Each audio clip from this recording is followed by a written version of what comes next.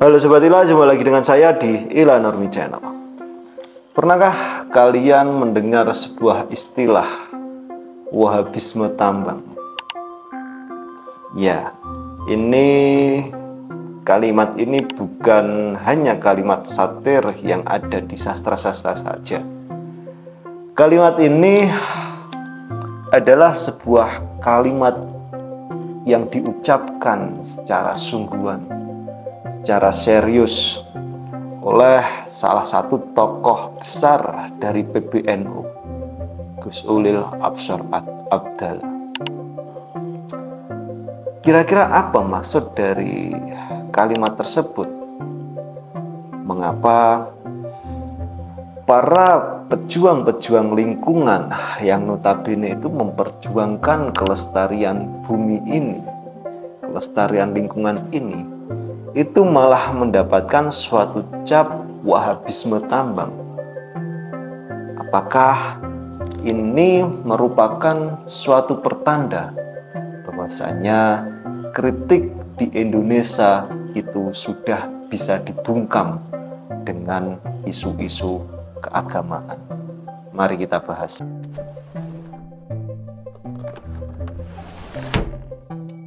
Baru-baru ini beredar di berbagai macam platform media sosial kita, yaitu sebuah pernyataan dari salah satu tokoh besar PBNU. Beliau adalah Gus Ulil Absor Abdallah. Beliau itu menyebut bahwasannya para aktivis lingkungan ini itu sebagai Wahabisme tambang. Lah, ucapan ini sebetulnya ucapan yang mengandung makna atau mengandung sindiran yang sangat keras sekali. Maksudnya seperti ini, kemungkinan seperti ini.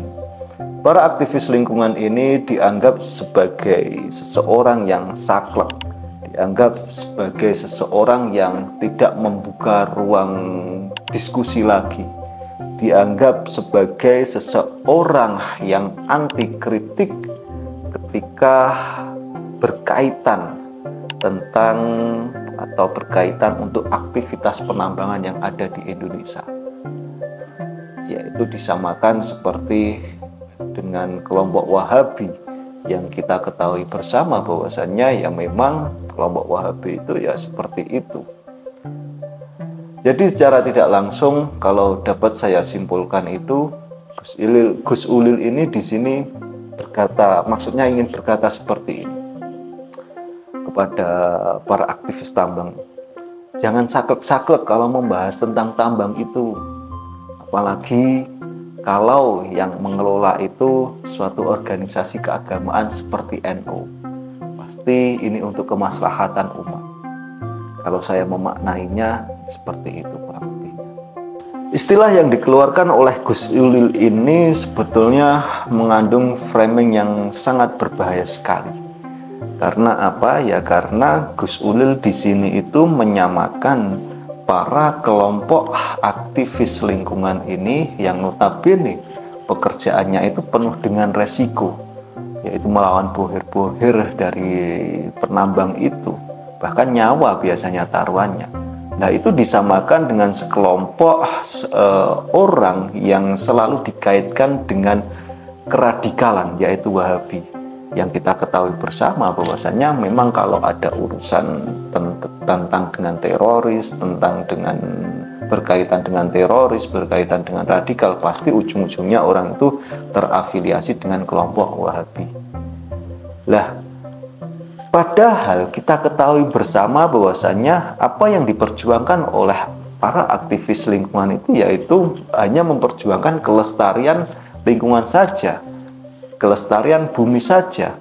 Tujuannya untuk apa? Tujuannya bukan untuk pribadi sebetulnya. Tujuannya untuk anak cucu kita, supaya anak cucu kita nanti bisa menikmati apa yang masih tersisa di dalam bumi ini. Nah, ketika pemerintah itu memberikan konsensi tambang kepada ormas keagamaan, tentu kalau dari sudut pandang hukum yang ada di Indonesia tentu sah-sah saja. Tetapi kalau kita lihat dari sudut pandang moral, ya yang jelas masih dipertanyakan lagi. Karena apa? Ya karena ketika pemerintah di sini menggandeng sebuah ormas keagamaan, takutnya ormas keagamaan ini hanya akan dijadikan alat legitimasi pemerintah dalam menyukseskan tambang-tambang yang ada di Indonesia ini. Seperti kasus yang terjadi di Raja Ampat misalkan. Nah, kasus di Raja Ampat ini ketika mencuat, ketika meledos di situ, pertama kali yang dikumandangkan berita yang viral itu yaitu pemimpinnya, yang dimana salah satu pemimpin yang ada di Raja Ampat itu, pertambangan nikel yang ada di Raja Ampat itu yaitu pengurus dari organisasi keagamaan terbesar di Indonesia yaitu PBNU. Nah, berita yang muncul pertama kali itu tentang itu. Nah, di sini bisa diartikan atau bisa saya simpulkan bahwasanya memang ketika pemerintah itu menggandeng sebuah ormas keagamaan itu hanya sebagai alat legitimasi saja, yang dimana kita ketahui bersama bahwasanya memang sejak dulu kalau ada pertambangan itu pasti penolakannya sangat keras sekali dari masyarakat. Demo di sana sini pasti banyak yang menolak. Karena apa ya? Karena ujung-ujungnya pasti akan merusak lingkungan. Nah, di sini pemerintah tidak bodoh.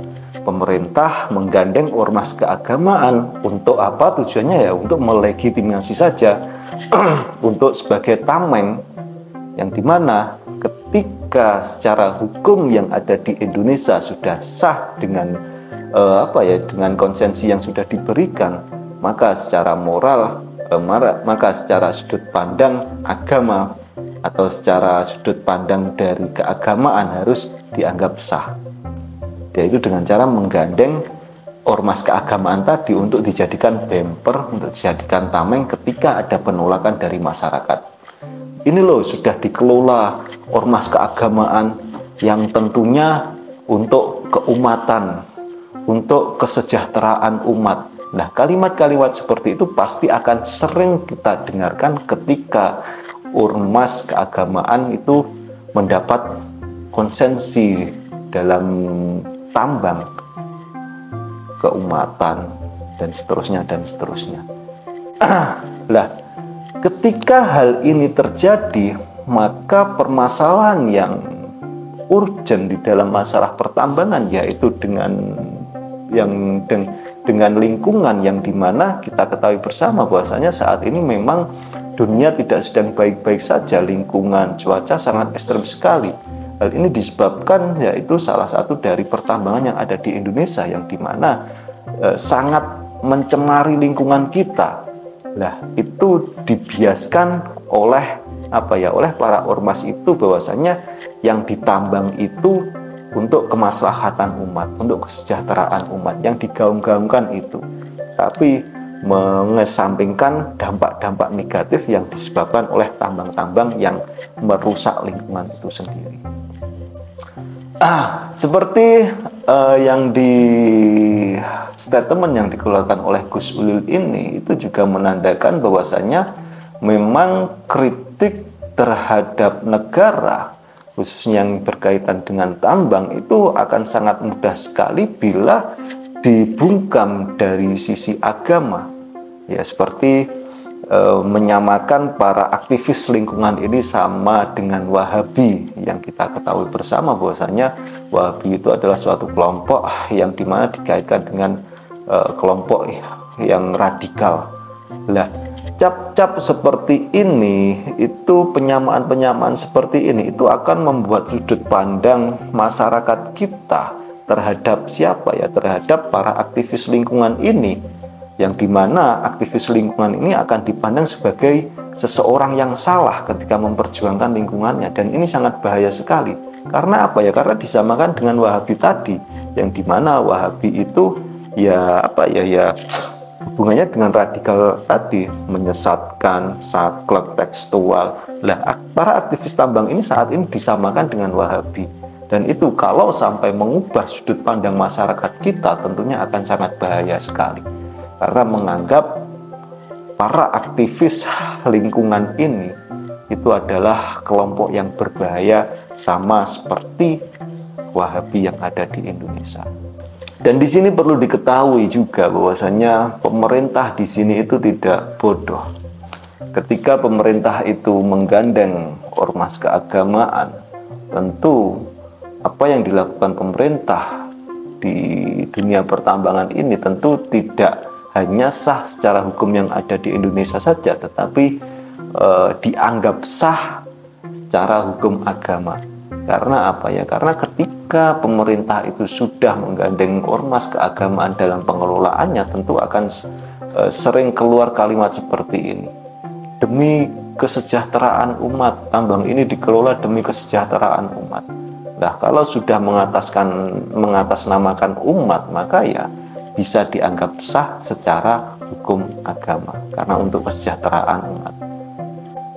Selain itu, ketika pemerintah menggandeng ormas keagamaan, tentunya ketika terjadi suatu kerusakan lingkungan yang terjadi di lingkungan penambangan di situ, yang menjadi sasaran empuk kritik itu bukan pemerintahnya, tetapi ormas keagamaan yang digandeng oleh pemerintah untuk mengelola tambang tersebut. Hal ini bisa kita lihat ketika ada kasus di Raja Ampat. Nah, berita yang mencuat pertama kali kasus tambang nikel di Raja Ampat itu yang digaung-gaungkan itu ya pemimpinnya yang berasal dari salah satu ormas keagamaan terbesar di Indonesia, yaitu Nahdlatul Ulama. Nah, itu digoreng sana sini sehingga kritik yang seharusnya dilontarkan kepada pemerintah kita itu malah tergeser hanya mengkritik ormas keagamaannya saja. Dan di sisi lain bisa kita lihat bahwasanya memang di dalam ormas keagamaan itu juga memberikan respon yang yang begitu bahaya sekali terhadap aktivis lingkungan ini. Salah satunya yaitu seperti yang kita lihat di berbagai macam platform media sosial, statement Gus Ulil ini yang menyatakan bahwasanya para aktivis lingkungan ini, para aktivis penolakan tambang ini disamakan dengan Wahabisme tambang. Dan ini adalah sebuah framing yang sangat berbahaya sekali. Oke teman-teman, perlu diketahui bersama bahwasanya menjaga lingkungan, melestarikan alam itu bukan merupakan suatu fanatisme, tapi itu merupakan kewajiban kita bersama. Untuk apa? Ya untuk anak cucu kita nanti agar bisa menikmati apa yang tersisa di dunia ini. Tapi sebaliknya, yang patut diwaspadai itu adalah ketika ada sebuah kritik itu dibungkam oleh agama, dibungkam oleh perkataan agama, seharusnya itu yang harus kita waspadai. Coba kalian tanyakan kepada diri kalian masing-masing, mana yang sebenarnya yang paling radikal itu? Apakah orang-orang yang menyelamatkan alam, orang-orang yang mencintai lingkungan itu patut disebut radikal? Atau sebaliknya, orang-orang yang memakai agama untuk melanggengkan kekuasaannya dan melanggengkan tambang-tambang yang ada di Indonesia ini yang patut disebut radikal. Oke teman-teman, terima kasih sudah menyimak. Demikian dari saya. Yang belum subscribe silahkan subscribe. Jumpa lagi di video selanjutnya.